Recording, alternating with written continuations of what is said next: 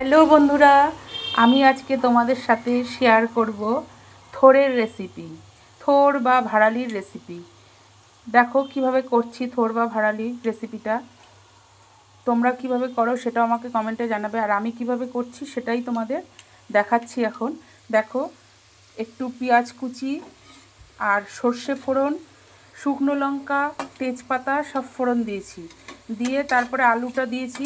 আলু ডুমো ডুমো করে ছোটো ছোটো করে কেটে নিয়েছি।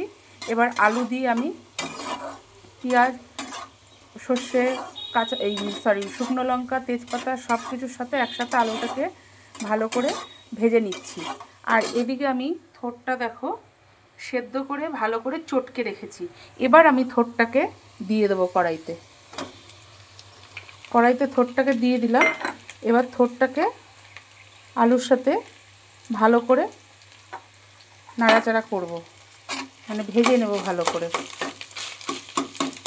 দেখো, থোড়টার একদম জল চিপে ভালো করে তুলে রেখেছিলাম। গ্যাসটাকে আমি একটু বাড়িয়ে দিচ্ছি। এইবার ভালো করে এর সাথে ভাজা ভাজা করব। তোমরা কেমন করে করো বন্ধুরা থোড়ের ঘন্ট বা ভাড়ালির ঘন্ট, আমাকে একটু কমেন্টে জানিও।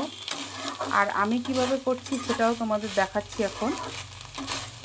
এবার একটু নাড়াচাড়া করে নিলাম। এর মধ্যে এবার দিয়ে দিচ্ছি নুন পরিমাণ মতো। এবার দেব হলুদও দিয়ে দিলাম পরিমাণ মতো। এবার দেব লাল লঙ্কার গুঁড়ো। আমি কাঁচা লঙ্কা পেস্ট একটু দেব, সেটা একটু পরে দিচ্ছি। আগে এগুলো দিয়ে একটু নেড়ে নিই। আচ্ছা, সাথে আমি মিষ্টিও দিয়ে দিচ্ছি, চিনিটাও আমি দিয়ে দিচ্ছি। দেখো, চিনি দিয়ে দিলাম। এসব তরকারি একটুখানি মিষ্টি মিষ্টি হলে খেতে ভালো লাগে বন্ধুরা। আমার ভিডিওটা স্কিপ না করে পুরোটা দেখার তোমাদের অনুরোধ রইল। আর যদি আমার আজকের ভিডিওটা তোমাদের ভালো লাগে তাহলে একটা লাইক, কমেন্ট, শেয়ার করে পাশে থেকো। আর ইউটিউব চ্যানেলটিকে সাবস্ক্রাইব করে দিও। ফেসবুক পেজটিকে বেশি বেশি করে ফলো করে দিও। দেখো, এবার ভালো করে এটাকে সমানে নাড়তে হবে। এর মধ্যে জল দেব, সামান্য একটু জল দেব আমি।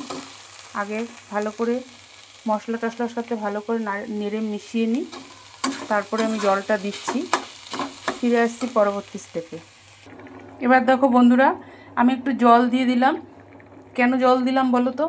যেহেতু আলুগুলো একটু শক্ত রয়েছে, আলুগুলো যাতে নরম হয় তার জন্যে অল্প করে আমি একটু জল দিয়ে দিলাম। আর কাঁচা লঙ্কা পেস্ট আমি দিয়ে দিয়েছি বন্ধুরা, তোমাদের আর দেখানো হয়নি সেটা। এবার আমি কড়াইটাকে একটু ঢেকে দিচ্ছি। ফিরে আসছি পরবর্তী স্টেপে। এবার দেখো বন্ধুরা, আমি ঢাকাটা নামিয়ে দিয়েছি। দেখো, থোড় তো আমার সেদ্ধ করাই রয়েছে, আলুগুলো প্রায় সেদ্ধ হয়ে গেছে। ঝোলটা একদম শুকিয়ে যাবে, গা মাখা মাখা হবে। মাখা মাখা হলে আমি নামিয়ে দেবো। এর মধ্যে একটু গরম মশলা দিলে খেতে ভালো লাগে। গরম মশলাটা আমার কৌটোতে ঢালা হয়নি বলে আমি আর দিতে পারলাম না। যাক গিয়ে গরম মশলা ছাড়াই করলাম। ঘি গরম মশলাও ভালো লাগে দিলে পরে। তোমাদের যদি ভালো লাগে ঘি গরম মশলা দিয়েও করতে পারো, আর ভালো না লাগলে এমনিও করতে পারো, যার যেরকম ইচ্ছে। আমি আজকে এমনি করলাম, পরে আবার আরেকদিন ঘি গরম মশলা দিয়ে করা যাবে। আজ এই পর্যন্ত। কাল আবার নতুন কোনো ভিডিও নিয়ে হাজির হব। তোমরা সবাই সুস্থ থেকো, ভালো থেকো, সাবধানে থেকো। আজকের মতো টাটা, বাই বাই।